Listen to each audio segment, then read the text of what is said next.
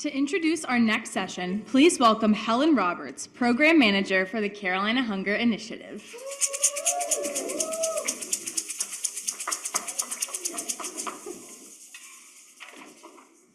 Good afternoon, everybody. I'm happy to be able to introduce this next group of people that are very rooted in their community and larger communities as well. Since 2018, we've been the proud co-sponsor of the Teacher of the Year and Principal of the Year programs. It's been a delight to get to know these cohorts of outstanding educators. I love seeing the way that they use their voices to speak up for children on a daily basis, and particularly with our session today, with our group of people here today, the way that they have made it easy to understand the link between a school's kitchen, its classroom, and academic success. So it makes me happy to introduce the next two people here and their friends, their cohorts. Teacher of the Year, Heather Smith, and Principal of the Year, Becky Spears. Please welcome the Teacher of the Year, Principal of the Year 2024, and the members of their cohort.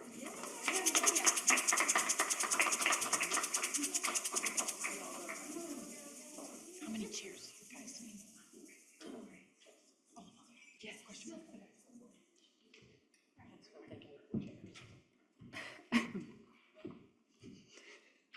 I'm tall. We're almost there. Woo!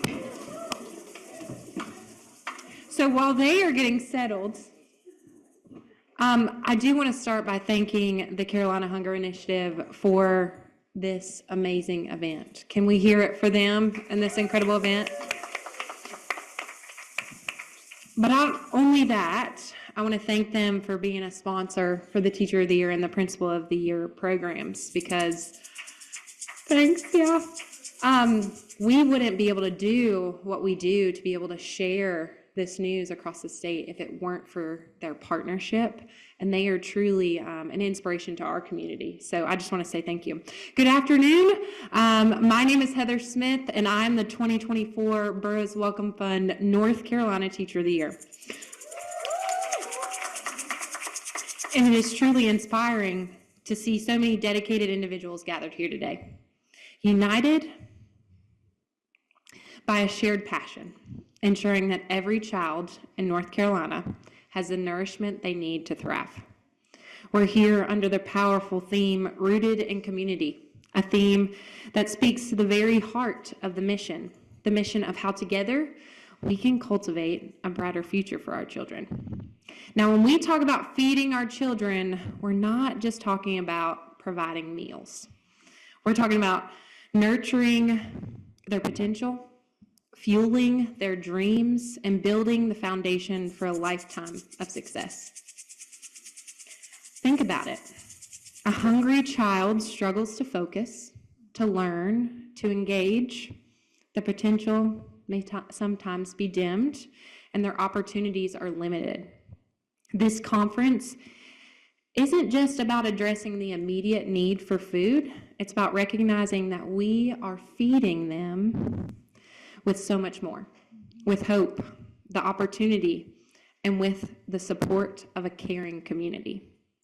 We're nourishing their minds, their spirits, and their futures. On September 27th, my small town in Western North Carolina changed forever. Hurricane Helene came through so quickly and took so much from us, but it did not take away the power of our community. If anything, it made it stronger. We were able to come together immediately because our goal was to pick up the pieces and make ourselves whole again. We showed up for one another, and others showed up for us. Neighbors shared generators, strangers brought hot meals, and the sheer outpouring of kindness brought tears to our eyes. When this tragedy hit us, we were able to bring joy to so many around us.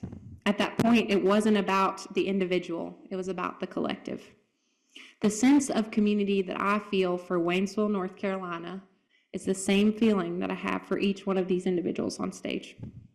I'm so humbled to share the stage with some of the 2024 North Carolina Regional Teachers of the Year and Regional Principals of the Year. A unique part of this community on this stage is that we are not geographically close, but we are connected as a representation of our entire state. From the mountains to the coast, this group is a mission-driven group that shows up every day for their community, brings insight to our team, and provides opportunities for our community's voices to be heard to ensure that every student in North Carolina can benefit. I've seen Jen in Moore County feed her students' souls by giving each one a tickle plant that they can go and tickle when they need a moment of joy. Very cool. I have seen Lee in Randolph County feed her students with the knowledge of how art is an avenue to meaningful change. I have seen Will in Davie County feed his students with creativity and willingness to try something new. I have seen Sonia in Edenton-Chowan County feed her community with hope during tough times, with a smile and energy that cannot be matched. I have seen Becky in Wilkes County feed her community with love and passion that welcomes all. Our communities are the soil in which our children grow. And our educators, they are the gardeners, tending to that soil and providing the essential nutrients for growth. Educators see firsthand the impact of hunger on their students. They witness the distracted minds, the tired eyes, the missed opportunities. They understand that a child's well-being extends far beyond the classroom walls, but they cannot do it alone. This is where the power of community comes in. Local businesses, nonprofits, faith-based organizations, parents, volunteers, we all have a role to play. By working together, we can create a network of support that ensures no child falls through the cracks. We can build a safety net that is strong, resilient, and rooted in compassion. Deep down, we want to see children thrive. That's not just a North Carolina thing, it's a human thing. Think of the local food bank partnering with the school to provide weekend meal packs. Imagine the community garden where children learn about nutrition and grow fresh produce. Picture the after-school program where volunteers offer tutoring and a snack. These are the seeds of change, the tangible examples of what rooted in community means. When we invest in our children, we invest in our future. When we nourish their bodies and minds, we cultivate a stronger, healthier, and more vibrant North Carolina. Let's celebrate the amazing work already being done and commit to expanding our efforts, reaching every child in need. Now, Elizabeth and I cut out 300 little leaves, and I don't know about you, but that is the most beautiful tree that I've ever seen. And the reason why we did this is because we wanted you to see this visual. We've been given this opportunity as a community in this room to share what your community means to you. And by writing on the leaves, and we get to watch that tree bloom.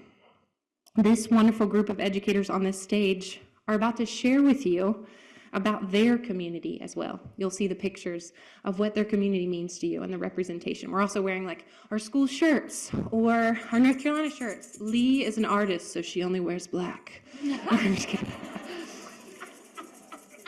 But I want you to take a moment to listen to the stories of things that can be done within your communities or things that are already being done and that we need to celebrate to see the great things that our community does for us.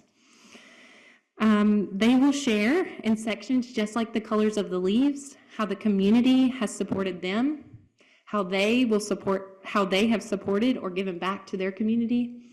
And I'm excited to hear Becky end with the hope for the future. So let's listen to their stories of their communities and how we can nourish our children, body and soul, and grow a better future together.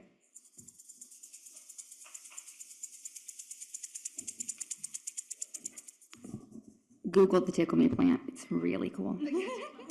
I'm Jennifer Blake. I am the 2024 Burroughs Welcome Fund Teacher of the Year for the Sandhills region. I'm very excited to be here, a little bit nervous. I usually talk in front of third graders. That's no problem. But when I sit in front of a group of people and you guys are actually looking at me and listening and nobody's blurting skibbity or where's my money, I don't know how to handle that. But nerves aside, I am really, really appreciative to be here today. It's a privilege to stand amongst these amazing people and all of you to share my green leaf thoughts, brag a little bit about my community and how it helps my school and vice versa. I am blessed to work in a small school in Moore County, Carthage Elementary School. We are a CEP school, so every kid gets free lunch and breakfast every day. With just over 350 students, rooted right in the center of our town, my students are actually afforded the option to walk to school every day. So you can see them walking their dogs and their brothers and sisters. At the end of the day, they leave and they walk to our park that's right next door, and they all play regardless of what grade level they're in. They're all getting along, having a great time. Working there has afforded me the opportunity to witness firsthand how the partnership between school and community can help shape not only the academic success of our students, but their overall growth as individuals. One of the most rewarding aspects of working in a community school like mine is seeing siblings in my classroom year after year, watching them develop as they move through their educational journey. I get to cheer my students on at basketball games, join them at their birthday dinners, and attend their band concerts.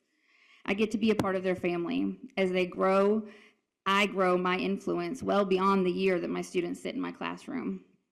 But it's not just about my students, it's about the entire community stepping up to make sure we all succeed. I've seen this year after year. When things get tough, the community doesn't hesitate to step in. 2 years ago, for example, our county experienced a week-long power outage. Local businesses and community members, without any hesitation, came together to provide food, generators, support for families. Our schools became places for people to gather for fellowship, for food, just to play board games or to use hotspots.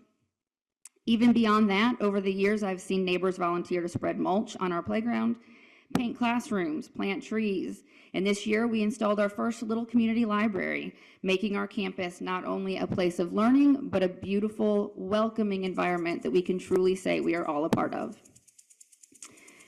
And that's just the start.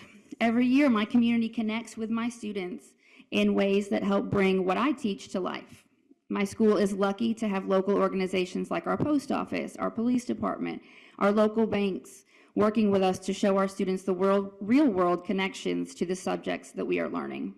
Every third grader meets with the bank and learns about a bank account. And you should see their faces when their local Rotary Club brings them a dictionary. And then I explain that that's like Google before Google.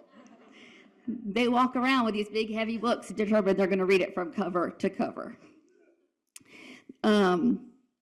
It's one thing when I teach about local government in my classroom, but it's an entirely different experience when our mayor, our superintendent, and our school board members, even our town manager and police officers come into the classroom and speak directly with my students. You would be amazed at the hard-hitting questions an 8-year-old can come up with. I will side note that with prep them ahead of time. We learned quickly the first year when they started with, well, what's your job? And then, well, what's your favorite color? Well, then how old are you? And then it quickly led to, do you even like kids? Because my mom says you don't. So definitely prepare ahead. But these people continue to come back, and they make our community run. And by interacting with them, our students are able to see how the information they're learning connects to the world beyond our school, while also building relationships with people that are leading in their community. Our community members pour back into our schools in other ways. Every year, local restaurants and food trucks contribute to school events, providing food for open house, PTO events, curriculum nights. I'm sure you've heard someone say, feed them and they will come. Well, feed them free food and they will really come. You will have the biggest PTO turnout you've ever seen. Backpacks are filled with school supplies every year and delivered to my classroom by local churches, helping to create an environment and a partnership where everyone, regardless of their background, feels welcome, supported, and confident. My community not only feeds and supports our students inside the four walls, but it also invites our children to venture out and experience things firsthand. Imagine learning in a book about people that have influenced your way of life, and then being able to walk to those places that were impacted by those exact people and stand where they stood and talk to the people that lived through those events. Each year, I teach about a man named William T. Jones. He was a freed slave that worked and lived in my community and built one of the largest buggy manufacturing companies of its time. His work influenced the development of the first automobile. I followed that up with a lesson by taking my kids, escorted by our local police department, which they think is amazing. They're now all celebrities, on a walking trip through our town to his former home, to the factory he worked in, and to local restaurants that were named after him. The community members attend our feeder schools, come in and speak about how they attended schools before the end of segregation, how they rode buses separate from their peers. Reading about these things is fantastic, but thanks to the partnership I've made with my community, my students are able to sit and speak with these people firsthand. This experience is so much more powerful than just reading about it in a history book. The success of my school and all schools is not just measured by test scores and grades. It's measured by the relationships we build with the collaborative spirit that makes learning a shared responsibility. When our community comes together to feed our schools, we help our students feel connected to something bigger than ourselves. It's this kind of teamwork that makes our school a true reflection of the values we hold dear as a community. Helping to feed one another, literally and figuratively, working together and ensuring that every student is prepared to succeed. Thank you.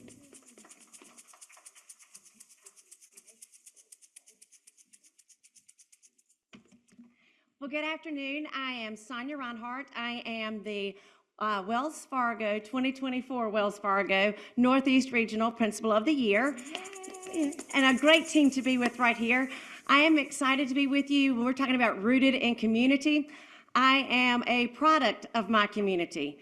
I was born and raised on a produce farm in Chowan County, which is where I'm an alumni from the high school there, where I came back and taught there and are now principal at the same high school that I graduated with. So I am deeply rooted in that community. And it is an exciting adventure. As the community knows, many of the community members I taught, now I'm teaching their children and grandchildren as principal, and many of those same students that I had are now teachers in our building, which is a fabulous way for our kids to grow up and to be a part of giving back and paying it forward. But when we think about high school, we often don't think about those kids being in need. Hunger, we often think of the book bag buddies, we think about how we can support the younger children. Those younger children grow up and they go to high school. So they're the same children who my elementary and middle schools are Title I. The high school is not, but they're the same children in bigger bodies. We have been fortunate that our community has seen not only do we need to provide book bag buddies for the elementary and middle schools, we have devised a way to do that now at the high school, where we have one of our special teachers who's very popular. We keep food in there that they can take home over the weekends. It's microwavable, as well as snacks that they can take home with them at the end of the day. So it's not I'm stuffing it in a book bag, because a lot of high school kids don't think it's cool to take a book bag anymore, but they can find ways to take it home with them. Another exciting adventure is we are building a brand new high school on the same site that we are, which means we are shuttling kids. And for 600 students, my 4 cafeteria staff members have to feed them on 2 different locations. My community is invested in ensuring that we give our kids the best new innovative high school possible. So we have local retired volunteers that come in every single day. They help set tables up in the rec department where one of my groups eats. They help set up. They help clean up, they mop, they wipe tables every single day to ensure that this dream is going to become a possibility for our students. Not only that, we have retired instructional assistants and bus drivers who have come out of retirement to say, I'm going to drive the shuttle buses that are necessary because we know you don't have drivers. to all of these campus sites for each class when you change class periods, because we know at the end, our kids are going to have something amazing. Our community is all in when it comes to providing for the future of Chowan County. Not only that, our civic groups and our churches said, this is taking a toll on some of our teachers and our staff members, our employees. What if we did a motivation and said, anybody who gets perfect attendance, our organization is going to come out and we're going to cook a homemade meal for them. So every month, we have rotated civics groups and church organizations to come in and provide meals for our staff that has perfect attendance for that month, which is an awesome, not only for us, we don't have to find subs, but it says a thank you for all you're doing above and beyond for these students. Not only that, our community member realizes that some of our kids leave and 2:30 to go to an athletic event. 3 times a week if you play basketball, soccer, tennis. Some of those students don't get home till 9 o'clock. Some of our students can't afford to eat at the concession stand 3 nights or as they stop at a fast food place 3 nights. Our community organizations have come together and they are feeding our athletic teams prior to leaving. Some of them will send foods with them. Some of them will provide food and a meal because not every child is able to go home either before a football game. So they ensure that every one of our student athletes has access to food and doesn't have to worry about where that meal may come from. Our community has also gotten together and collected prom dresses. They call it the Shine program. Last year, they provided 78 of our girls with prom dresses for prom, which is amazing. And I can't wait to see what they do again this year. As many people know, Northeast North Carolina does not see a lot of snow. So this past weekend, we were shut down for about 5 days and held hostage in our homes with about 7 inches. Before that event occurred, we had a community member said, I've got some coats. Do you need some? I was like, absolutely, because we don't often get coats donated at the high school level. She came, and with a matter of 30 minutes, kids had grabbed those coats and were proudly wearing them all around campus. I had one young fellow who had a trench coat, and he hid 2 away under our administrative assistant's desk so that he could take those home with him on the bus. He was so excited to have a coat.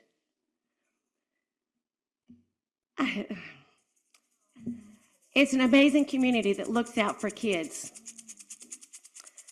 We have former students like the one seen here at the grill.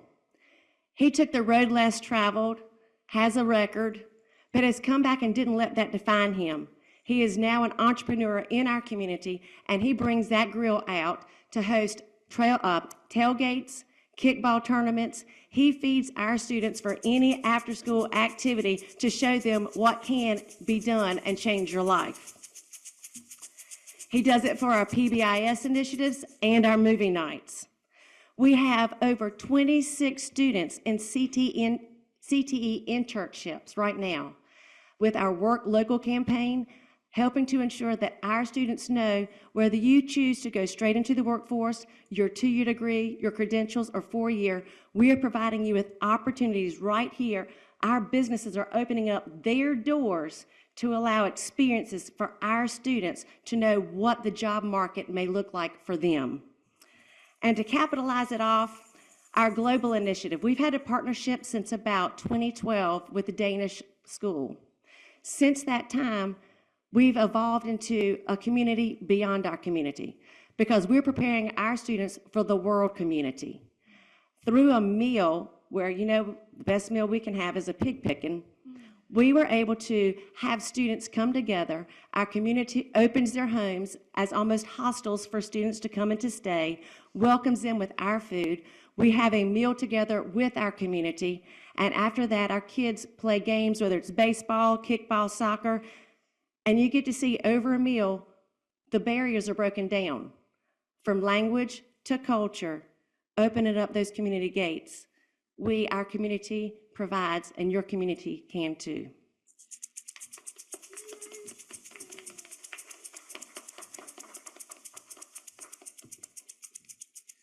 For the record, I just want to tell everybody that black is one of my school colors. Oh, So, sorry. I'm Lee Haywood, and I'm the 2024 Burroughs Welcome Fund North Carolina Charter School Teacher of the Year. I teach visual arts and STEAM at URA Charter Academy in Asheboro, North Carolina. We are a large rural charter school that serve a little over 2,100 students, K-12. If you don't know where Asheboro is at, it's simple. We even have t-shirts now that say, Asheboro, North Carolina. It's where the zoo's at. Will Mars and I are going to briefly share about the orange leaf on your tables. This leaf asks, how do you give back, connect, or serve your community? I want to talk about how my public charter school connects and serves our community through something called Flex Days. These days are held quarterly in our STEAM program. My middle school is based around STEAM. If you guys know science, technology, engineering, art, and math, and our E is raised to the third. So it's not just engineering, it's also entrepreneurship and empathy. We believe in hands-on learning. Every educator at our school teaches their content area course, but also teaches a STEAM class. We get to develop those classes all on our own based on our interests. Students have STEAM Monday through Thursday for an hour each day at the end of the day. There's a wide variety of STEAM class topics that range from crocheting to yoga, Harry Potter to Star Wars, homesteading to animation. We even have one called Keeping It Real, R-E-E-L. It's a fishing STEAM. I teach recycled arts. So these Flex Days, they're 4 times a year. On this day, students get to spend the entire day with their STEAM teacher. She said she was nervous. I teach middle school. Nothing scares me. Okay? This allows teachers to plan service activities, bring members of our community into the classroom, or to engage our students in off-campus activities that show them careers and new experiences that they've never seen. My area, Asheboro, North Carolina, is about 10 minutes from Seagrove, famous for the rich soil that helps create beautiful and functional Seagrove pottery. Yet I found by polling my students that none of them had ever visited a potter. I recently spent a Flex Day with my students where I feel we really connected to our community. During the trip, where I had to drive for the first time, a bus, we started out in the morning at a local business called Carolina Bronze. Students were given a tour of the facilities. They watched an iron pour demo while getting to see the entire process of lost wax casting, which is a lost art. If you ever really need to see or want to get middle schoolers engaged, just melt something at a really high temperature or blow up something. We got to see all that day. If you, I'm just a middle schooler at heart, so we then spent some time in nature as we shared lunch together on the grounds, and we did an activity that explored the sculpture garden there at the Bronze Company. After we loaded up and headed to a local potter who welcomed us with open arms for a demonstration of his unique pottery style. Here is where I learned that a pottery wheel can really mesmerize a middle schooler. Students were then able to shop at the potter's store, seeing that entrepreneurship firsthand. Finally, I always try to end Flex Day at a local business that serves some type of treat. The fastest way to a middle schooler's heart is through their tummy. On the way back to school, we visited the Asheboro Popcorn Company, where I was able to gift each student a bag of popcorn, flavored as they chose, for free. That was possible because of funds that my class had earned by selling student-made art at our school STEAM store that's also student-run. It was an amazing day. One kid told me, Ms. Haywood, this has been one of the greatest days of my life. I think we've all heard a kid say that before. But let me tell you the best part. The businesses that made that day possible did not charge us a dime. They were so welcoming. They know how important these young people are to our community. The popcorn company never even got upset when I rolled in with 20+ middle schoolers in a van on the same morning the local nursing home has their weekly popcorn outing. My students just chatted away with the elders as they waited. I also didn't have to ask for money to cover our travel. Our district pays for our bus drivers and mileage on Flex Days because they believe in it so much. They see the benefits. I've had the chance to bring in local artists, visit artist residencies, glassblowing studios, blacksmiths, and much more on these days. I was 10 years in traditional public school, and now I've been 10 years in public charter. Prior to coming to the charter school system, I had never been on a field trip. Yeah, and now I go all the time. I've had, and I know that's not the opportunity for everyone, but I just wanted to mention that. I've had the, and it was an amazing way Flex Days are to show our students the wonderful opportunities that they have right at their own front door. Hopefully, they will want to come back and be rooted in the communities that built them. Thank you for your time, and we'll turn it over to Mr. Will Mars.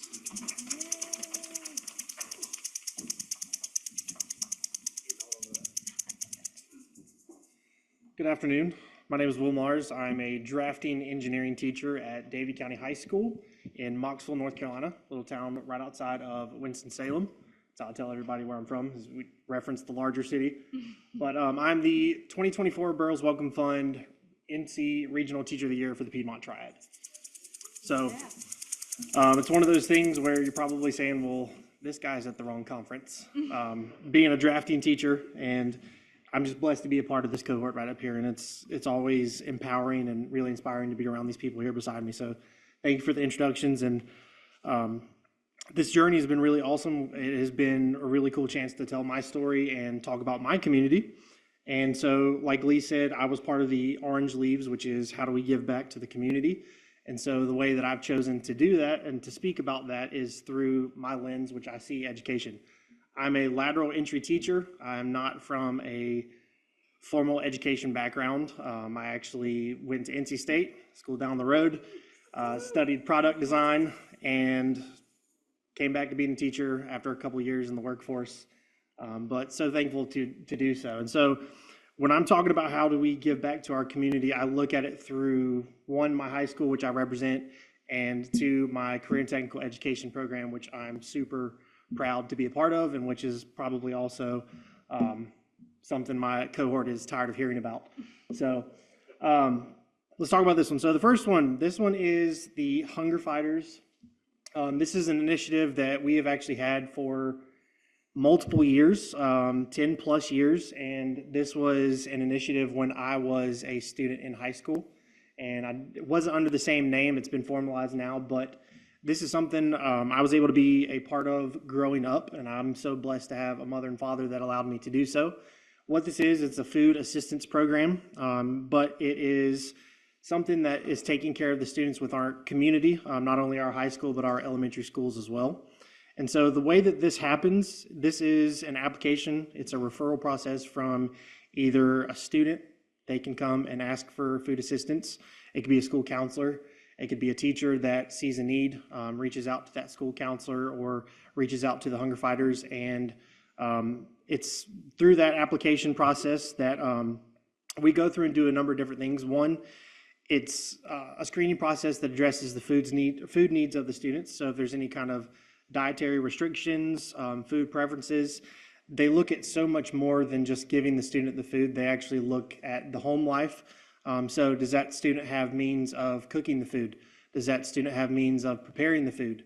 Not giving somebody just a box of food, but trying to initiate a lifestyle change as well.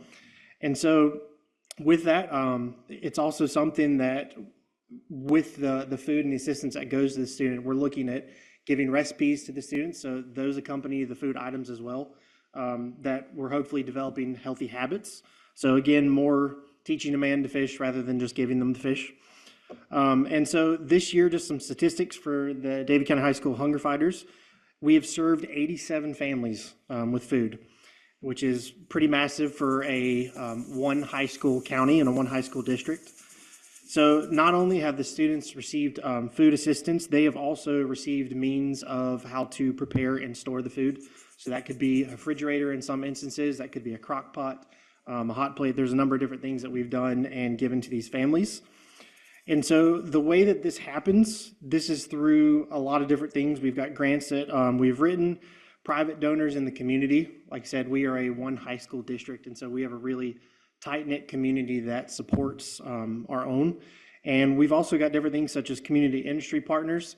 So for instance, we have an industrial doors manufacturer down the street from the high school, and they have done a company-wide food collection, and that's going straight back into our Hunger Fighters food pantry. So really, really awesome stuff. And with this too, our Hunger Fighters organization it's an awesome initiative to see the student impact that it's had. And one of the ways that it's doing that is through our OCS students, our Occupational Course of Study. They are the ones in these classes that are gaining their work hours through managing this, preparing donations, getting food out to students. It's a number of different things. So lots of great things going on with this, and you will see that the elementary schools, they've also done food collection, and that has gone back into the pantry as well. Local athletic teams, they have been a part of either sorting donations, preparing donations, a number of different things that have gone into that as well. So I always have this conversation, and I had it with my superintendent as being part of Teacher of the Year for my district. And one of the things I joke about is when you become a new hire in our county, I think there's a couple things that you should do. And one of the first ones is taking tickets at an athletic event. You find out the true nature of people when you get to do that. The second one, it's traffic duty. So I do traffic duty every afternoon, and you also find out the true nature of people doing traffic duty. And the third one, and I spoke about this earlier, is delivering meals. And again, I was blessed to have a mother and father that got me involved in that as a student within Davie County Schools. And with that, and I'm so excited to see our students benefiting from this, there's an empathy that you get from delivering meals. There's an empathy as a teacher that you get, because in delivering meals, you get to see how some of our students live, and some that are very fortunate and some that are not so fortunate. And I always go back to the empathy. There's a really sobering time as a teacher when you have a student that's acting out, and my mother taught me that, behavior serves a purpose, and you understand that that child's not acting out because of a behavioral issue. They're acting out because they're hangry. They're acting out because they're hungry. And so that empathy makes you step back and think, okay, what's the bigger issue here? And so again, it's maybe not an office referral, it's a pack of crackers. And so again, that's, talking about the Hunger Fighters organization, it's a pretty powerful thing we're very proud of. Thank you. All right, so next thing, again, when we're talking about career and technical education, so with that, I always talk about how career and technical education is the cheat code to keeping students' butts in the seats. And that's our goal, get them across the graduation stage. But when we're talking about food, there's so much that career and technical education offers around food when it comes to education, whether that be livestock care, and this is all stuff that we offer on our campus. So livestock care, the industry that surrounds livestock care. We have a horticulture classroom that does crop science, cultivation of those crops on campus, and then the general industry of agriculture. Foods and nutrition classes, we've got meal prepping. They talk about healthy diets. They've also partnered with our athletic teams in doing recipes for high protein meals, high protein after school snacks before athletic events, a number of different things. Culinary, service industry careers, as well as being able to cook for staff members. And again, some of the things that you guys are seeing up here, the eggs were raised from our chickens. The sweet potatoes were raised on campus raised beds, which were later converted into a fundraiser. And then we have herb gardens. And then the top left picture is, I'm gonna talk about here in a second, with our FFA chapter. And then even down into my classroom, which is having a little bit of fun with our food, but that's 3D printing arms for our chickens. And so next step is we're hoping to make a calendar for our chickens that we have on campus. We love them. So next slide. So one of the other things I've talked about is our FFA program. And again, this is a career and technical student organization. They are part of a community garden, which was a picture on the page beforehand. They have been involved with that community garden for 10 plus years, and each year they raise over 1,500 pounds of fresh produce that goes straight back into our community for students and families. And then again with that too, teaching students about their plates and different things as well. And so One of the other things, and I'm going to finish with this, this is one of the coolest things, and I talk about this one all the time because I think it's awesome, and it's something that I wish I would have had the opportunity to do as a student. We raise bees on campus, and so with that, they're located a safe distance away from our school, but you can still see them from the windows, and this is an opportunity that involves so many different facets of career and technical education, from students being in the construction of the hives, all the way to the life cycle of the bee in AP biology, which I learned about, to the processing of the wax, the processing of the honey, and then the honey that has been sold as a fundraiser for our FFA programs as well. And again, these are just some of the pictures and some of the student involvement. I was actually out yesterday watching the beehives and talking to our agriculture teachers, and the bees right now are gathering pollen, which it's like a tiny airport. If you ever get the chance to see it, it is the coolest thing. But it's just something that I think is really, really unique that we offer, that I always think is just really cool to talk about. And these guys here beside me, they have got to experience some of the honey that we raise as well. So, all right, well, that is how I see giving back to the community. And I just want to thank you guys for your time this afternoon. If you have any questions, come see me. I'd love to talk to you about it. So, thank you.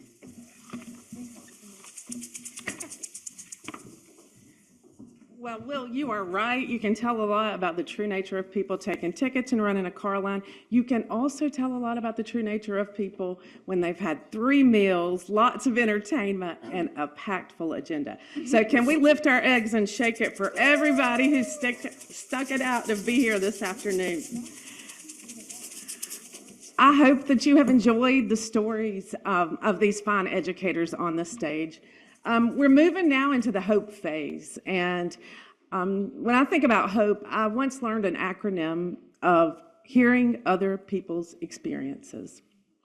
And it stuck with me because it really is the power of one person to another person to influence someone to act, to influence someone to care, to influence someone to show up.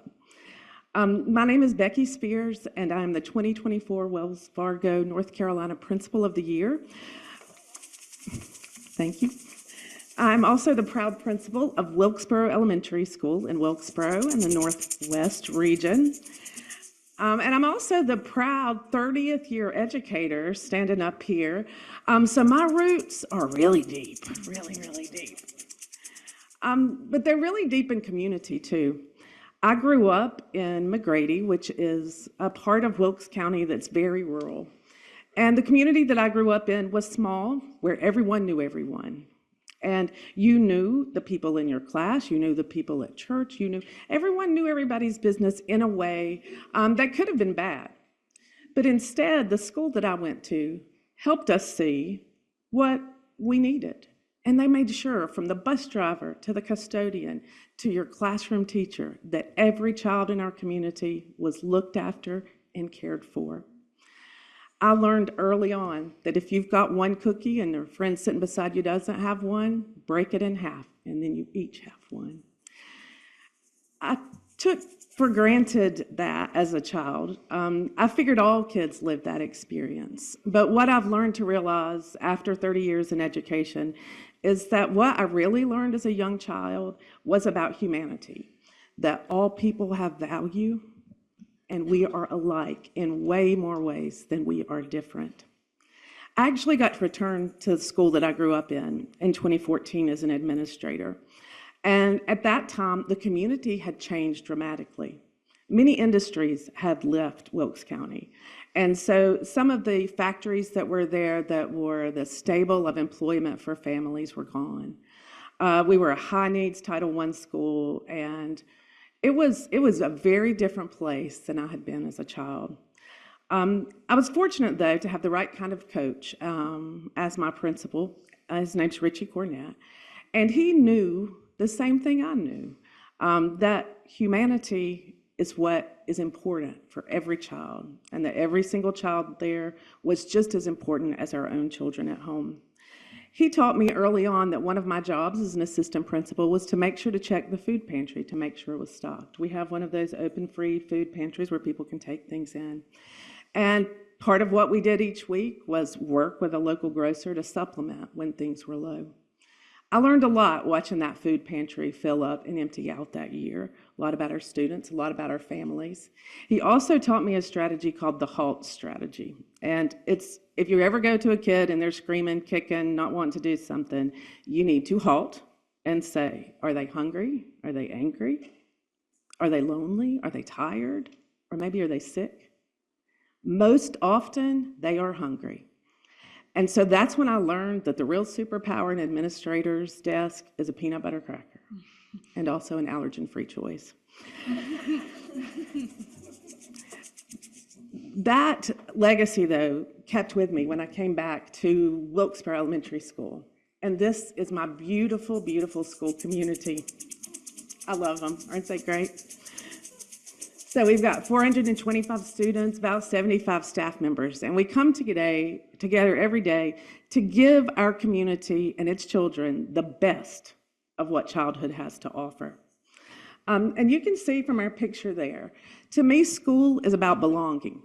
And it has been a while. When I first came there were some haves and have-nots in our community. And that took a while to bridge that gap, to help the people who worked in our building and also the parents in our community see and find that humanity in everyone else. It was a key driver in our school's ability to connect and to make sure that the resources we had were going to support all of our children. And so when you look at them, you can see those shirts that say, hey, I'm one of us. Everyone gets one every year for free because it says you belong here. I've cried several times today, so it may be coming here in a minute. But we learned some of these lessons the hard way. During the COVID, I became a principal in 2019. Great year to start, right? Mm-hmm. Yeah. It was all fun and games until March rolled around, and then, whoa, suddenly you're driving a spaceship. And it was a lot. But as I reflect back on the impact of my school community, I'm not thinking about whether the 8th graders know their fractions or not. What it was for us was an opportunity to see the community that we serve through completely different lenses. And it was a wake-up call that I don't think I realized I needed, and I don't think our community did. But in those early days when we were trying to figure out how to get Chromebooks and packets to kids, what we realized was that for most families in our community, their biggest need was a stable, hot meal. Our teachers called every day to check in with families, and that kind of phone-to-phone connection was a way for us to really learn more about the way that they lived. I can't say enough about our child nutrition staff. They were nothing short of heroic then. They came to school every day with me and our custodians, and they packed lunches. Now, we tried to serve them through the car line, and we did have some takers come through that way. But in rural Wilkes County, one limitation is transportation. And the kids who needed them don't have transportation unless they're riding on a yellow bus. So we did what counties across this great state did, is we rolled our yellow buses and we went to them. And it was an opportunity by going to serve food in a community to see what it's really like. And there was joy in seeing those children and their families lined up, waiting for the bus every time. I still remember how they would open their boxes and see what was hiding inside. I still remember there was one day that we were having hot dogs, and the children made a little picnic right there on the side in an apartment community. That was a meaningful opportunity for us to serve kids the meals that they needed, but it was also a powerful opportunity for our staff who delivered those meals to see the real lives that our children live. It was also an opportunity for our families to see the real hearts and service that educators show up with at school every single day. So as we served all those meals, and we did it every single day, we took food, but we took connection, we took community, and we took hope to kids. And it was a time when we realized that all the kids were still not in those communities that we served. And a parent reached out to me, and she was home with her 4 children, and her sister had moved in. And so suddenly there were 13 people in a home to feed. If you were out there in the COVID days, you know this was very common. Families doubled up in many places, and they still do. But I had one family that we couldn't quite get to, so we walked down the street every day to deliver their meals. After the spring break, when we went back, a student I'd worked with a lot, he said, "You came?" And I said, "Yeah, told you we'd be back." He said, "The bus came every day." And those words still stick to me because the bus came meant the faithful promise of that education is going to find you wherever you are, and we're going to show up in ways that matter. I want to thank you for doing the hard work of making important things available and accessible. CEP has been a game changer in our community. Our whole district has benefited from that for several years. And one of the beauties of that is the choice that it empowers the child to have. I do remember the days when you knew who was free and reduced lunch going through the lunch line. And just the power to choose is something that I see students take and cherish each day as they decide, do I want the chicken biscuit this morning, or is today a Pop-Tart day for me? The value of that was seen most recently during Hurricane Helene. In Wilkes County, we fared better than many of our neighbors in the Northwest and far more of our neighbors in the West. Our students were out of school for about a week, and we lost power mainly was the biggest impact. But as they came back to school, we had the music blaring that morning. It was sunny, and I was just feeling so grateful that they were coming back to school. But I noticed that as they got out of the cars, the kids' arms were thinner. The ones that reached out to hug me, they were much, much thinner children. You could feel it in just a week. You could tell the difference. Their eyes were darker underneath. They were so glad to be back. I had the good fortune, too, of seeing the heroics of our friends in the West. I was in Buncombe County on the day their students returned, and I was helping out in a school. And I was in the cafeteria, sweeping, talking with kids. And it was a group mixed at a table, and children had very different experiences during that time. And one had lost completely all of their home. Others had minimal impact. But as they were sharing, they had pizza that day and salad. As they were sharing that meal, this one little boy, his arms way out, and he said, "I've missed this." It was the food, but it was the community. It was the connecting with the other people to share their stories. So many educators did that. Our friend and colleague, Dr. Serena Fuller at Art Space in Swannanoa, her school partnered with an agency. They fed 13,000 meals by the end of November to the people of Swannanoa. Educators everywhere were out on the fronts because our community is where community comes. And so that's what we are, that's what we offer. This has never been more real to me than about 2 weeks ago. We had a kindergartner collapse at school. It was a health emergency for a student that didn't have a health need that we were aware of. So we called EMS. She was taken to the emergency room. And as I stayed there with her for the 6 hours, she is one of 7 children, also it should be said. I noticed how pale she was, how thin she was, how dark under her eyes that she was. And as her mom and I sat there and tried to regale her and entertain her, I said, "You know, you're not eating a lot today. Can I get you something to eat?" And she said, and I was like, "What would you like?" Because we were really trying to encourage her to eat. And she said, "Barbecue chips." Got it. So I ran, got the barbecue chips that she wanted, brought back that plus an orange, and some snacks for her brothers and sisters at home. And I handed it to her, and the smile on her face was priceless. She did not eat those chips, and she did not eat those oranges, that orange. She held them in her hands in the way a child that values food does. And as we left, the doctor took me aside and he said, "It's really important to make sure that this family has what they need for these children." And it was the first time that I realized that living without enough food has a lasting impact on your health that makes it hard, even in kindergarten, to get the right kind of start.